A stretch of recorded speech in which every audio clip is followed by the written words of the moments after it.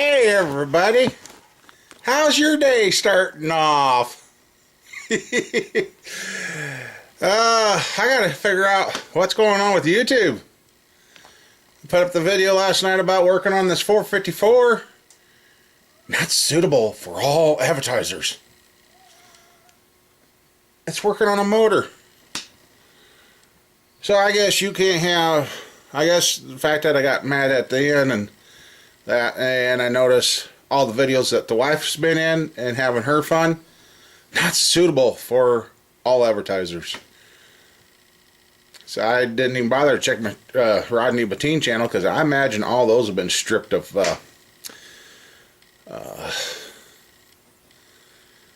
ads. Starting to really make me wonder if YouTube is on its way out. But anyway, we'll keep making videos, or we'll find another platform to make videos, or I'll start my own website and have my own videos or something. I mean, it's a shame something good gets messed up. But anyway, I'm thankful. I can't remember your name. Read your comment this morning.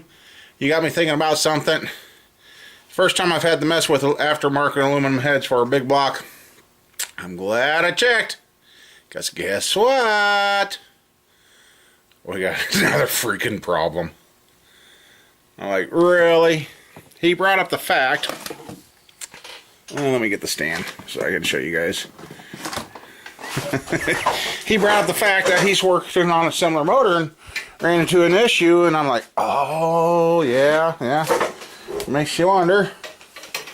Last 454, those were just stock cast iron heads, so the gaskets fit just right.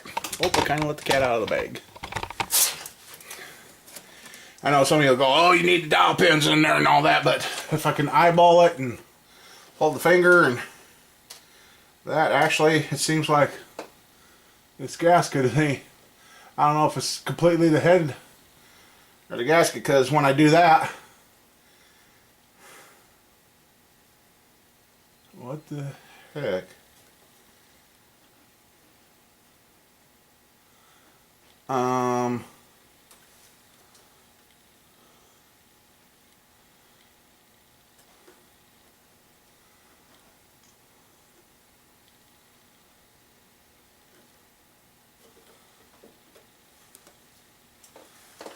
What in the world?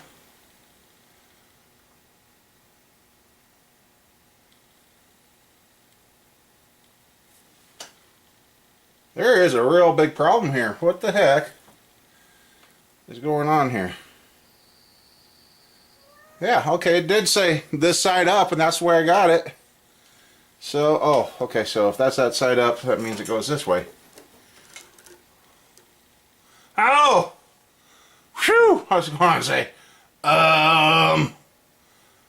okay, so I did that right, but now that I got that lined up and it's sitting down here on the head, and that right here by the intakes, the head gasket ring on that cylinder, well, yep, all of them, hangs over into the chamber, so that's going to be a spot that would get superheated and cause pre-ignition.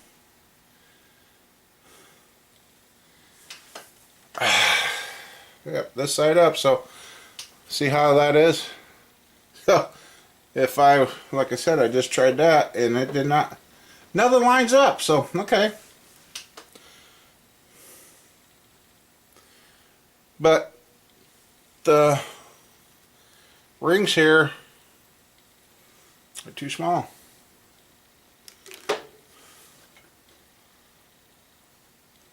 They hang over.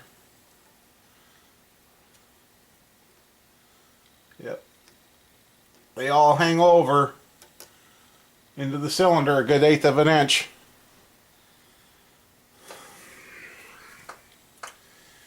Well, this just keeps getting better and better and better. Anyway, this is the head. That stud is not right.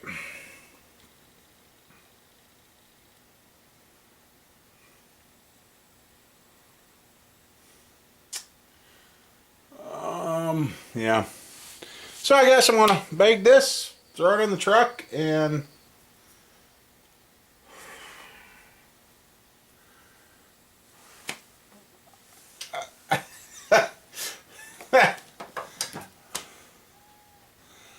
ay. I guess that's what the person gets for dealing with used aftermarket parts. Nice thing is they haven't been machined. I mean, that's not why. I mean, that's still just a casting. Nothing's been smooth or ported or nothing. I think that was the problem with the other heads. Those were ported and polished up and all that. But the one head's missing a chunk of the aluminum out of it. So, yeah. Alrighty, well, I gotta get going. I ain't gonna get down there by itself. If I had it all sealed up and all assembled, we could run it like that and have a 4-cylinder. There is a video out there where a guy done that with his motor. Left the one head off and ran it. Okay. Now this is where we're at. The head's back down there. And I pointed it out. He's like, oh. Excuse me. He said, well, I'll fill it in and redo it again. So, he said, check back Friday. I said, I won't be around Friday. Got a funeral to go to. Everybody, I'm the only one that's going to be able to go, so I got to check Saturday morning to see if it's ready. And this is what kills. I mean, the shop's 35, 40 miles away from my shop, so they're waiting not over an hour. Well, it's almost noon. And I was out here, so I don't know how it seems to burn up so much time. Well, I had to stand around and wait for him to get back. But yeah, downtime. Then I also forgot to say earlier, the Ford's back to get the Tommy lift put on. I was told I had until Saturday to get it done. Well, it's finally dry and not raining. Stop this morning. I need the truck tomorrow.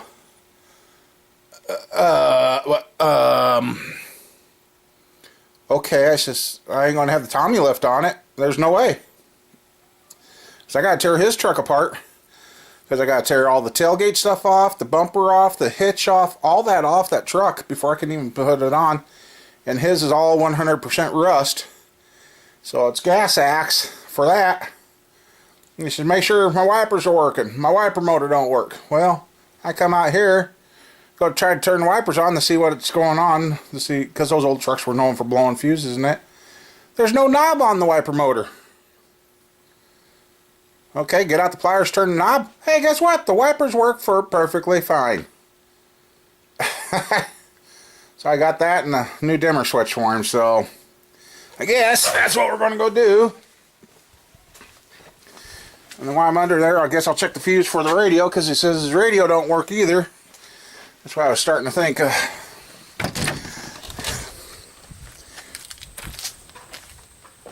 Oh. Huh. Cool. I just looked and I got a package. I thought my door had been opened. That poor guy, he probably keeps thinking he's missing me. Well, he is missing me. Place I get my transmissions through. Stopped and left me some stuff. Anyway, here's the utility knob. It's got a set screw in it, so help it fix. And then switch yeah, this is not 100% right, but the guy at the store is like, they only make two and we found the correct one. So it's the one for the car itself is gone, but here, I'll show you guys.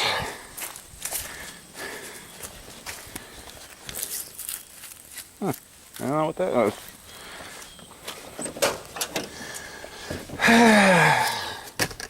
Let's see. Turn the key. Now watch it make a liar out of me. If it does, I'm going to be mad. See, I got to put the...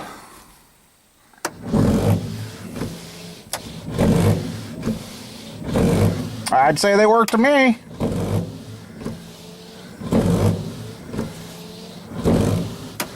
So... I don't know what he thought was wrong, but they are working. And the other truck had intermittent wipers, so wiper motor's not the right one anyway, so. And let's see. Okay, dimmer switch he said he was having trouble with. Oh yeah, I can feel that. But I don't know if it's 100% the dimmer switch. The floor mat being up under the... Yeah. Ah! About a dimmer switch for nothing. The floor mat was up in the cap of that.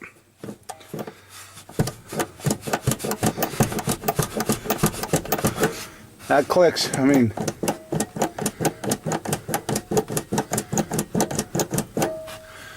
Okay, well, so simple fixes. Now what the heck?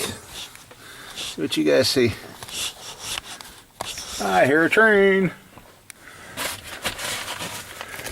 Find something to support you guys. Yeah, there we go. Now I put there's my screwdriver. See how this works.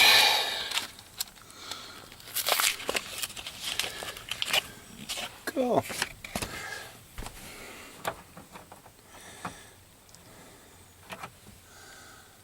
I'd like to put it on the flat side.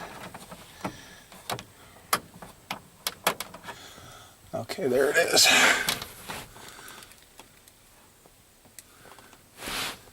Is the screwdriver small enough?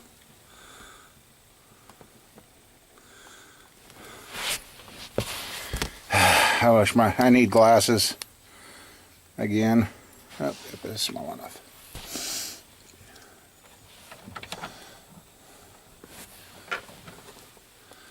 I want to put this on the flat so that way it helps hold. Oh, touchy little guy. Didn't spin it that much.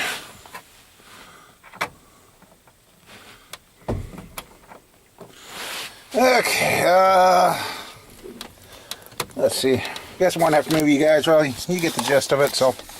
Alrighty. I didn't take you guys out. I just crawled under the 2000 Chevy. It's going to replace that fuel line. Guess what? My repair probably is okay. What happened was, I thought I had her snapped in that plastic line. I'm going to take it apart and the line's sticking out of the fuel line. So I'm going to dump a little gas in it and see if it still leaks. I sat there, screwed it in and got it in, and I pulled and pulled on it now. It ain't coming apart, but the repair probably is okay. Sorry to be talking loud, but my ears kind of, I don't know. So, yeah, I take my jump pack out and I get my gas and dump a little gas in it now and see if that's the case, and then it'll start right up. Then, yeah, freaking A. Then I'll get it over here where I can get it up in the air and get under there and tighten that one brake line again. I got crow's feet. I think that's what I'm going to go do, is go in with the crow's feet and crank that thing tight, if there's room. So, alrighty. Well, look at there. The frame's dry this time. And that's running.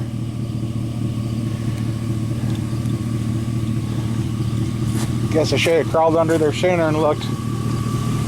Battery was a little weak, so I'm letting her run and get her good and warm. Cycle since it's been a while since it's run, so I can change the plugs. Hopefully they play nice and don't break any plug wires. But she does sound pretty good now.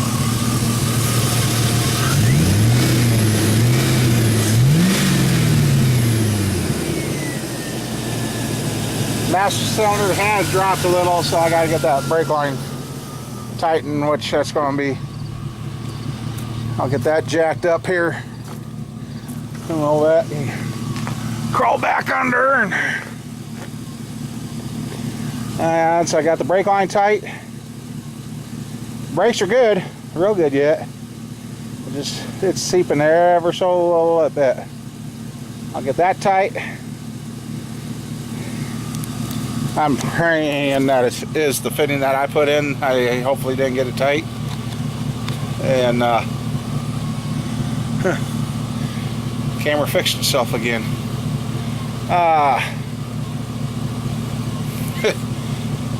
And not one of the other lines have started leaking. I want this truck out of my hair. And I'm standing my guns. It's not going anywhere until in hand. Not doing it no more. I'm done. So I need money to go to a funeral Friday. So I guess let this run just a little longer, then I'm gonna get set up and we'll change the plugs in it. And the Ford just left. He took it. Tommy Lift is still here. Then he goes, well, I may not use the truck tomorrow. If I'd known that, I could have taken today and got the Tommy Lift on it.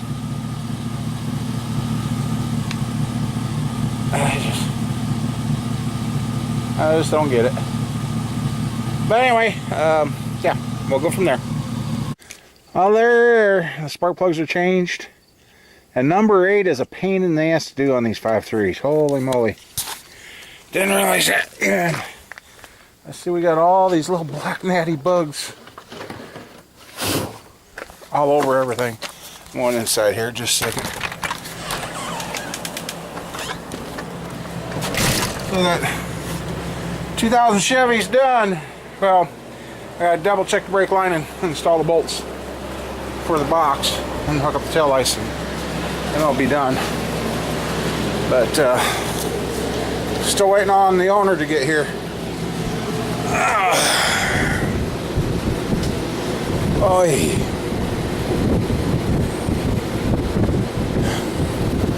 Kind of crazy day today. So I guess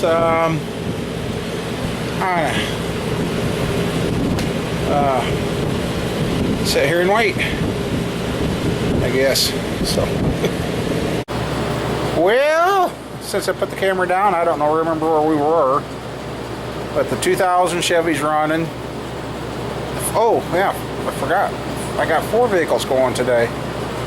Yeah, four vehicles and some motor work.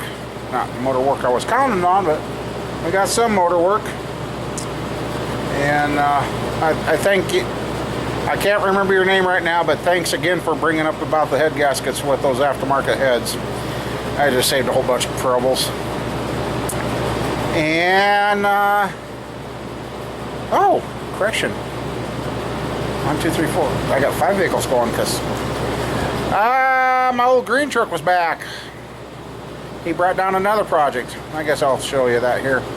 We got a big project. Big project. Oh boy. Got to help rebuild a 5th wheel camper back wall. Yeah. Lucky me, huh? Anyway, the guy was getting ready to bring it down. He said, hey, the old truck here lost the speedometer, the tach, transmission ain't shifting right. I'm like, well, what the heck did you do? And he said it worked fine earlier. I'm like, oh, okay. I'm thinking of going back through the memory of that old green 96 I had that was acting up. Remember, guys? Ones that have been around for a long time. That ended up, I replaced 3 wiring harnesses. I took out the original, and then did 2 under warranty because they kept acting up. And then I got one, and then it worked. So I had that, and then I find out it was the speed sensor on the transfer case. So I was thinking about that. Called to see about getting him a speed sensor because I don't have any. I used all mine. $102 for that speed sensor. I'm like, God, something just don't make sense. And I dug around, and I found the factory original one. The original one they gave me fits from that old 96. This old dirty, grungy looking one. I'm like, okay, where's the other ones? I found the two that were replaced under warranty because they didn't want them back. They just sent me a new one. All right, cool. And I thought, well, we'll just test that while we tore into his truck. Hooked up one of those to his, and everything went back to working. So, but late enough in the day, he's running around and using a screwdriver to start the truck because that ignition switch is just hanging out. So he's got to turn the key and use a screwdriver. The only thing we could do. Everything worked, all the lights, the AC, everything was working. So it had a little different pin configuration. Just looking at this one, yeah, this one. Oh, maybe that's the difference. So that was a 96 truck. Maybe 97's got a different one. I don't know. But anyway, it's working. It's running. Everything works. He's happy. He can get home. Transmission shifting again. So yeah, this time it ended up being that ignition switch in that 97. And the dealership says usually if it's the ignition switch, you lose power to your inside fuse box. Well, I had power to everything there, but it just wouldn't work. So I got to tear the steering column apart on that. Finish putting the bolts and hooking up the tail lights on that old 2000. So I told him, I said, if you don't have the money tomorrow, no truck. Truck's not leaving. So I can't let him go. Can't let him go. So yeah.